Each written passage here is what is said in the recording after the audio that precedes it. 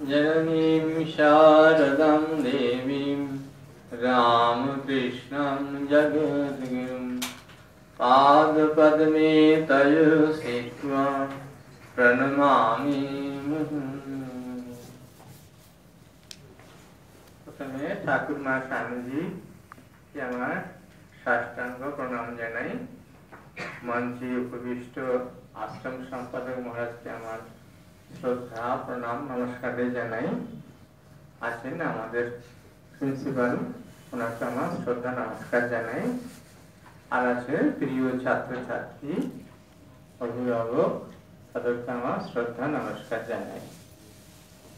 খুব সুন্দর একটি প্রোগ্রাম, 1 ঘন্টা অতিবাহিত হলো। ভালো লাগছে যে আমাদের প্রতিষ্ঠানের ছাত্রছাত্রীরা এসে ঠাকুর মা স্বামীজির কথা শুনছে। আমি 4 বছর এখানে আছি, মনে হচ্ছে এটি প্রথম এখানে ছেলেরা এসে আমাদের সঙ্গে একসঙ্গে মিলিত হয়েছে এবং আদর্শের কথা শুনছে।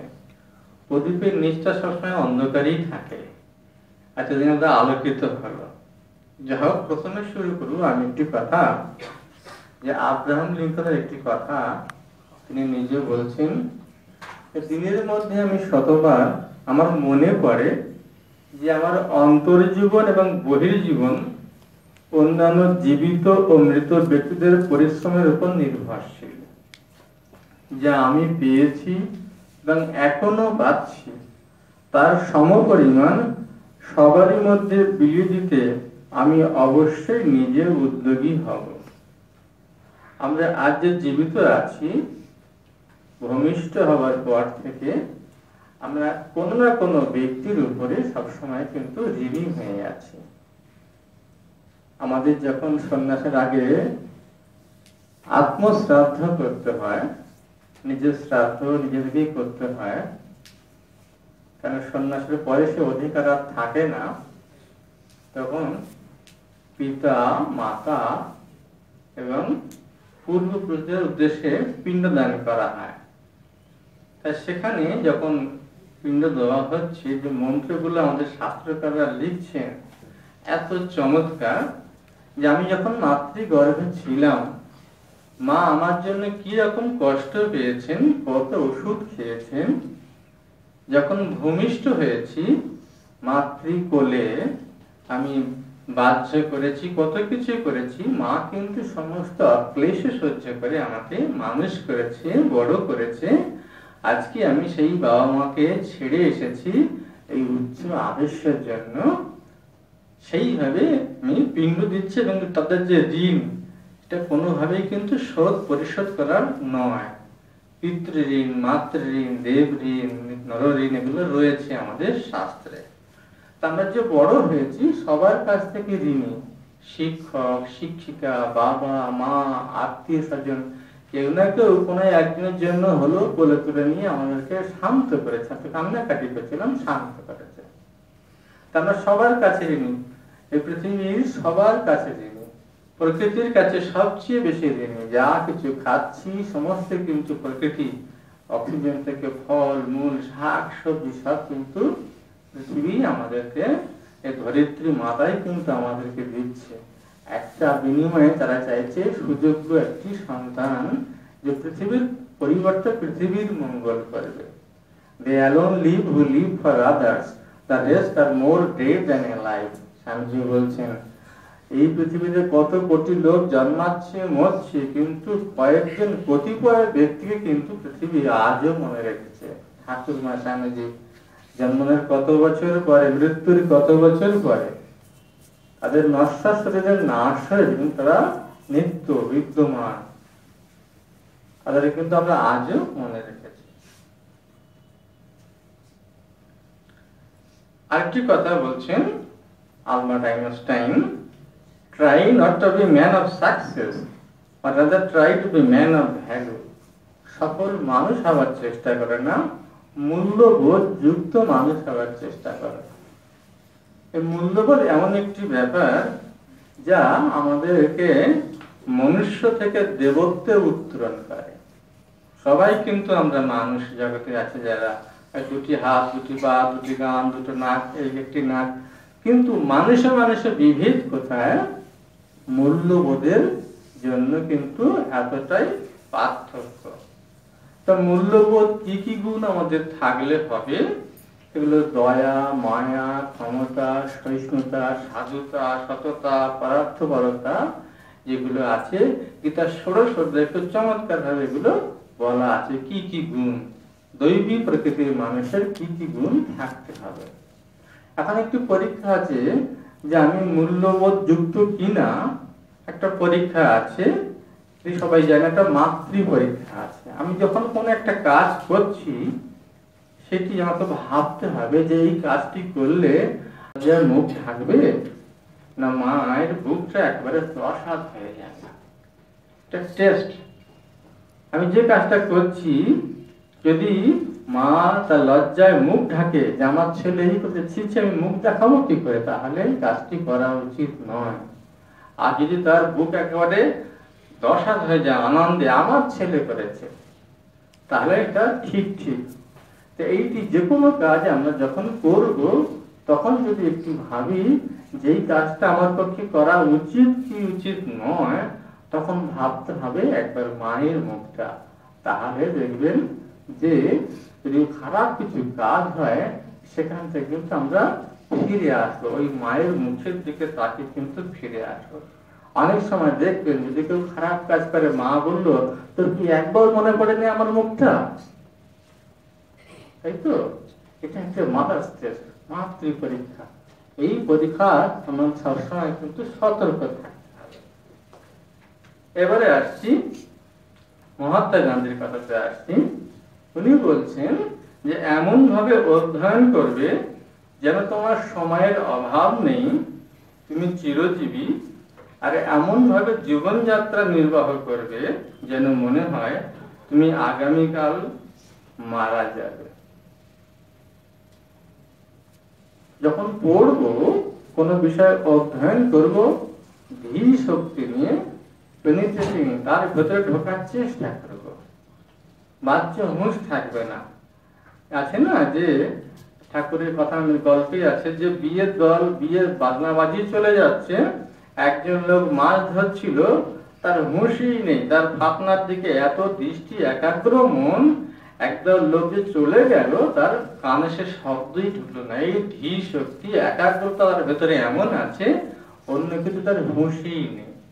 তা আমরা যখন পড়াশোনা করব এমনি ভাবেই করব, আর সবসময় ভাববো যে যদি এরকম ভাবে আজকের দিনটা আমার জীবনের শেষ দিন, তাহলে যত কিছু ভালো সেগুলি করার চেষ্টা করব। কখন যে কার কপালে মৃত্যু আছে কেউ জানে না। আয়ু যেন পদ্মে পত্রে নীল, পদ্ম পাতার উপর জল কখন যে পড়ে যাবে কিন্তু কেউই জানে না। সুতরাং যেটুকু আমরা থাকবো ভালো কাজ করার চেষ্টা করব।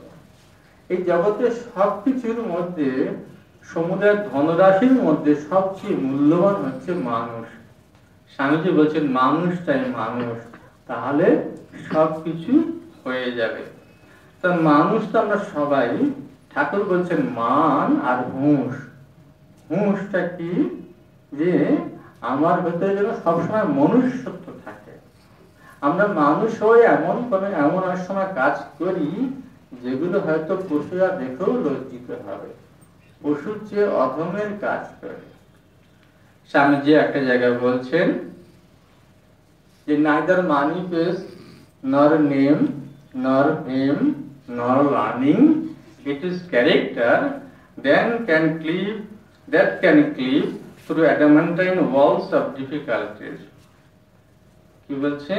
টাকায় কিছু হয় না, নামে কিছু হয় না, যশে কিছু হয় না, বিদ্যায় কিছু হয় না, ভালোবাসায় সব কিছু হয়।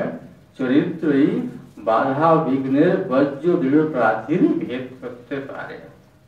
কিন্তু চরিত্র কিভাবে করব সেটা মাঝে মাঝে বলেন, সেখান থেকে শিখেছি একটা শব্দ watch, WATCH, watch your word, WA watch your action, T watch your thought, C watch your character, আর H ওয়াচ ইউর হ্যাবিট।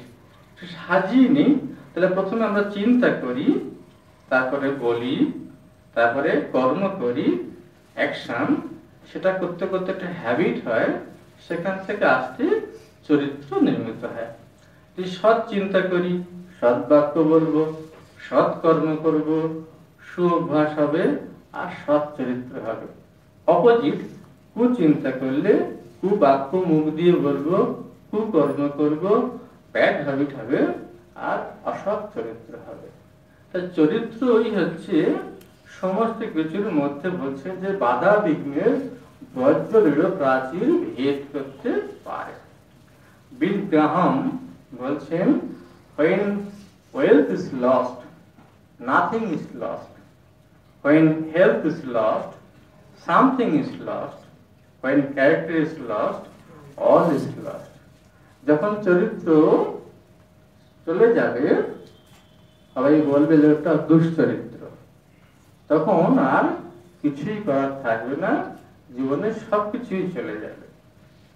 সম্পদ গেলেও সেটা আবার ফিরে আসবে, স্বাস্থ্য গেলেও হয়তো পুনরুদ্ধার হয়ে যাবে, কিন্তু যখন চরিত্র চলে যাবে সেটি কিন্তু আর সহজে ফিরে আসবে না, সমস্ত কিছুই চলে যাবে। মায়ের কাছে এসেছেন একজন যুবক, মায়ের কাছ থেকে মন্ত্র নিয়েছেন, ফিরেও গেছেন বাড়িতে, আবার দেখা করতে এসেছেন মায়ের কাছে। বলছেন যে মা, যখন তোমার কাছে আসি খুব ভালো থাকে মন, আবার যখন বাড়ি ফিরে যাই যত রকম দুশ্চিন্তা কুচিন্তা সব মনের মধ্যে আসে, তা তোমার মন্ত্র তুমি ফিরে নাও। ঠিক আছে, তোমাকে আর এই মন্ত্রে জপটা করতে হবে না। কিছুক্ষণ পরে তার মনে হলো, আমি কি কোনো অন্যায় কাজ করলুম? তাহলে মাকে জিজ্ঞাসা করছে, মা আমি তাহলে রসাতলে গেলুম? মা বলছে, বিধির সাধ্য নেই যে আমার ছেলেকে রসাতলে নিয়ে যায়। তখন ছেলেটি বলছে, মা যখন তোমার কাছে আসি খুব ভালো থাকে, মনে উচ্চ চিন্তা, আবার যখন বাড়ি ফিরে যাই তখন বাজে চিন্তা আসে। মা তখন 4টি কথা বলছেন। 1, সৎসঙ্গে মেশো। 2, ভালো হতে চেষ্টা করো। 3, ঠাকুরকে ডাকো। আর 4, তার অভয় আশ্বাস বাণী, আমি তো আছি। তা সৎসঙ্গে মিশতে হবে। সৎসঙ্গে তো সবসময় পাওয়া যায় না, সেক্ষেত্রে সৎ গ্রন্থ পাঠ করতে হবে। সৎ গ্রন্থ পাঠ করলে এখানে উচ্চ চিন্তা।